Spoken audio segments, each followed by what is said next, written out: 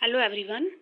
आज के सेशन में हम लोग बात करेंगे generic principle of social welfare administration, समाज कल्याण प्रशासन के कुछ सामान्य सिद्धांतों पर।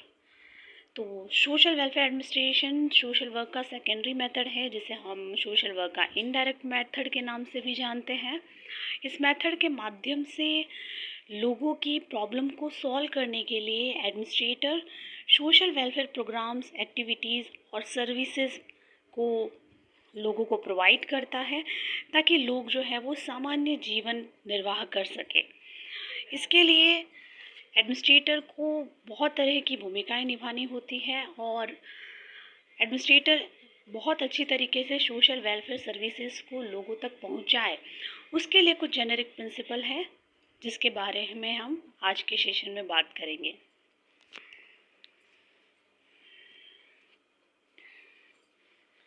तो कुल 5 सिद्धांत हैं जो जेनेरिक प्रिंसिपल हैं सोशल वेलफेयर एडमिनिस्ट्रेशन के। एक एक करके हम सिद्धांतों पर बात करेंगे। पहला प्रिंसिपल है प्रिंसिपल ऑफ सर्विंग, जिसे हिंदी में हम सेवारत होने का सिद्धांत भी कहते हैं।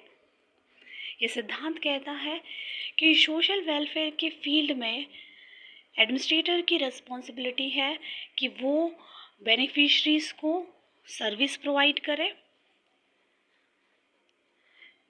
लेकिन ये सिद्धांत कहता है कि एडमिनिस्ट्रेटर को क्लाइंट को या बेनिफिशरीज को सर्विस डायरेक्टली प्रोवाइड करनी चाहिए। किसी भी मीडिएटर की हेल्प नहीं लेनी चाहिए, या बीच के जो बिचौलिए हैं उनके बिना डायरेक्ट क्लाइंट को सर्विस मिले, डायरेक्ट क्लाइंट को बेनिफिट मिले। इस तरह के प्रोग्राम्स और इस तरह के सर्विसेज का मैनेजमेंट एडमिनिस्ट्रेटर को करना चाहिए, ताकि जो बेनिफिशरीज हैं वो डायरेक्ट बेनिफिट ले सकें। तो ये प्रिंसिपल कहीं ना कहीं सोशल वेलफेयर के फील्ड में करप्शन करने वाले लोगों को रोकता है, वही कहीं बार टाइम से सर्विस प्रोवाइड करने के लिए और एक्यूरेट सर्विस मिलने के लिए इस तरह के सिद्धांतों की पालना करना बहुत ही ज़रूरी है।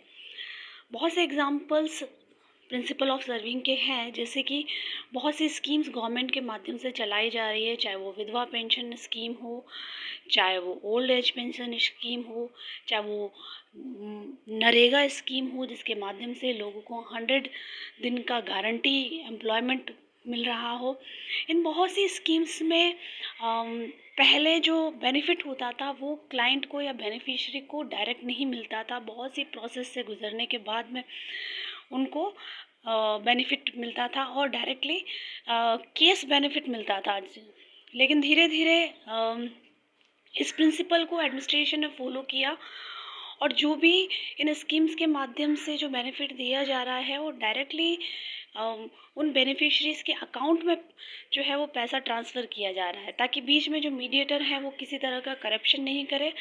जो बेनिफिशरी जिस अमाउंट का भागीदार है उसे वो अमाउंट जो है वो मिलेगा।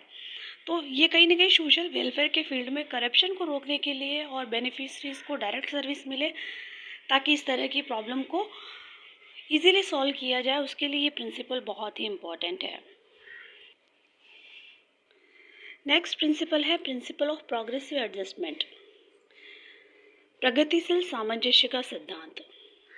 यह सिद्धांत सोशल वेलफेयर एडमिनिस्ट्रेशन के फील्ड में बहुत इम्पॉर्टेंट है, और इस सिद्धांत का मानना है कि समाज में रहने वाले लोगों की प्रॉब्लम्स हमेशा एक समान नहीं रहती है, उनकी आवश्यकताएं समय के अनुसार बदलती रहती है। तो सोशल वेलफेयर एडमिनिस्ट्रेटर की ड्यूटी है कि वो क्लाइंट की नीड्स के अकॉर्डिंगली सर्विस प्रोवाइड करे, और अगर कहीं नीड्स में चेंजेस होते हैं तो तुरंत उन प्रोग्राम्स को भी उनकी नीड्स के अकॉर्डिंगली बदल दिया जाए, और सर्विसेज में हमेशा कुछ न कुछ नवीनता लाने का प्रयास करना चाहिए। ऐसे बहुत से प्रोग्राम्स गवर्नमेंट के माध्यम से चल रहे हैं जो लगभग 50-60 सालों से एक ही तरह के कार्यक्रम पर्टिकुलर कम्युनिटी में संचालित हो रहे हैं, लेकिन देखा जाए तो लोगों की नीड्स में काफ़ी ज़्यादा चेंजेस आए हैं, और गवर्नमेंट की और एडमिनिस्ट्रेटर की रिस्पॉन्सिबिलिटी है कि वो नवीनता लाएं इन कार्यक्रमों में, टेक्नोलॉजी का भी यूज़ करें और उनकी नीड्स को देखते हुए उन प्रोग्राम्स में कुछ चेंजेस लाएं, तभी जाके वो कार्यक्रम जो है वो सफल हो पाएंगे। तो एडमिनिस्ट्रेटर के लिए ये प्रिंसिपल बहुत इम्पॉर्टेंट है कि वो जो सर्विस प्रोवाइड कर रहा है, जो प्रोग्राम संचालित कर रहा है, उनमें हमेशा कुछ ना कुछ प्रोग्रेसिव एडजस्टमेंट करे, कुछ नयापन लाए, ताकि क्लाइंट भी इस तरह के प्रॉब्लम को, इस तरह की सर्विसेज को एक्सेप्ट करेंगे और उसका रिजल्ट जो है वो काफ़ी पॉजिटिव मिलेगा।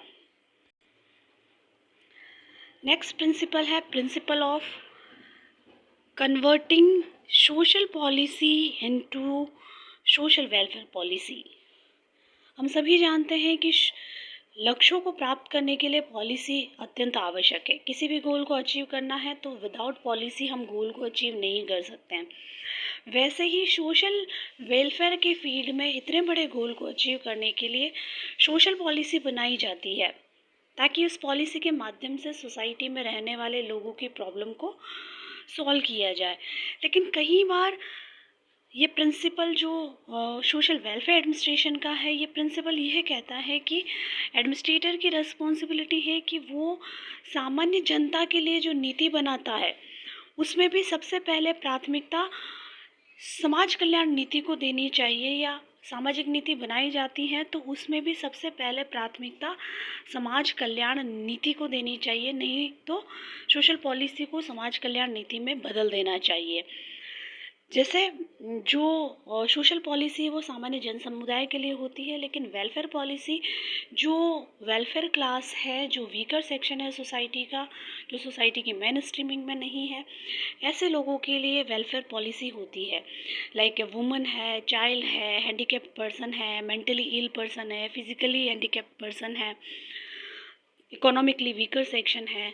तो कहीं ना कहीं इन लोगों को सबसे ज़्यादा आवश्यकता है सर्विसेज की। तो सोशल पॉलिसी जब भी बनाई जाती है तो उस सोशल पॉलिसी को सोशल वेलफेयर पॉलिसी में कन्वर्ट करने की ड्यूटी वेलफेयर एडमिनिस्ट्रेटर की है, क्योंकि वो सोशल वेलफेयर एडमिनिस्ट्रेशन कर रहा है। तो इस सिद्धांत की पालना सोशल वेलफेयर एडमिनिस्ट्रेटर को करनी चाहिए, तभी जाके वो वेलफेयर के गोल को अचीव कर सकता है। अगला सिद्धांत है principle of putting social policy into practice, सामाजिक नीति को व्यवहार में लाने का सिद्धांत। ये सिद्धांत कहता है कि समाज में नीतियाँ तो काफ़ी सारी बनी हैं, सोशल पॉलिसी बहुत तरह की बनी है, लेकिन कई बार एडमिनिस्ट्रेटर पॉलिसी बनाने के बाद में उस पॉलिसी के अकॉर्डिंगली प्रोग्राम्स नहीं बनाता है, क्योंकि पॉलिसी तो एक गाइडलाइन होती है जिसको आधार मानकर कार्यक्रम संचालित किए जाते हैं। लेकिन कई बार एडमिनिस्ट्रेटर बड़ी बड़ी सोशल पॉलिसी बना लेता है, लेकिन व्यवहार में देखा जाए या प्रैक्टिकली देखा जाए तो उनको प्रैक्टिस में नहीं लिया जाता है।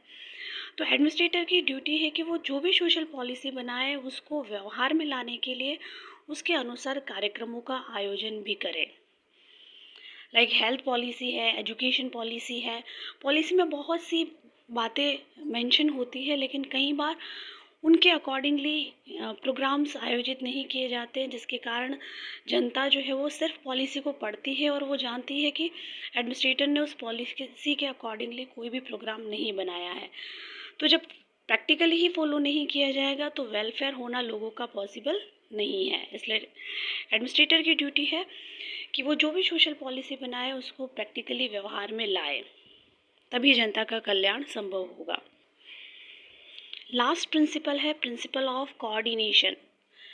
प्रिंसिपल ऑफ कोऑर्डिनेशन को हिंदी में हम सामंजस्य का सिद्धांत भी कहते हैं, और वेलफेयर एडमिनिस्ट्रेशन के फील्ड में कोऑर्डिनेशन बहुत इम्पॉर्टेंट है, क्योंकि यहाँ पर कोऑर्डिनेशन बहुत सारी संस्थाओं के साथ में एक एडमिनिस्ट्रेटर को रखना है, संस्था के बाहर भी उसे कोऑर्डिनेशन रखना है बहुत सारी संस्थाओं के साथ, और संस्था के अंदर जो विभिन्न प्रकार के जो विभाग हैं, डिपार्टमेंट्स हैं, जिनके माध्यम से सर्विस प्रोवाइड की जा रही है, उन सर्विस प्रोवाइडर्स के बीच में भी कोऑर्डिनेशन रखना है। क्योंकि एक प्रभावी और इफ़ेक्टिव कोऑर्डिनेशन इंस्टीट्यूशन या संस्था के अंदर होगा, और बाहर की जो संस्था है like funding agency, government, media, इन सभी के साथ में भी कोऑर्डिनेशन प्रॉपर होगा, तभी जाके जो टारगेट ग्रुप है उसको सर्विस जो है वो इफ़ेक्टिवली प्रोवाइड की जा सकती है। क्योंकि यहाँ पर जो टारगेट ग्रुप है उसकी संख्या काफ़ी ज़्यादा है।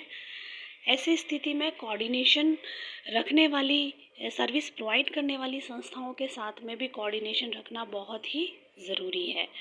अच्छे कोऑर्डिनेशन से सर्विसेज का रिपीटेशन नहीं होता है, एक्यूरेटली सर्विस प्रोवाइड की जाती है, इफ़ेक्टिव सर्विस प्रोवाइड की जाती है और बेनिफिशरीज़ हमेशा इस तरह की सर्विसेज से सेटिस्फाइड रहते हैं। तो ये कुछ सोशल वेलफेयर एडमिनिस्ट्रेशन के कुछ जेनेरिक प्रिंसिपल थे, जिसको अगर एडमिनिस्ट्रेटर फॉलो करता है किसी भी तरह की प्रोग्राम, एक्टिविटी या सर्विसेज को संचालित करने के दौरान, इस तरह के प्रिंसिपल को अगर वो फॉलो करेगा तो डेफिनेटली सोशल वेलफेयर के गोल को अच्छे से अचीव किया जा सकेगा।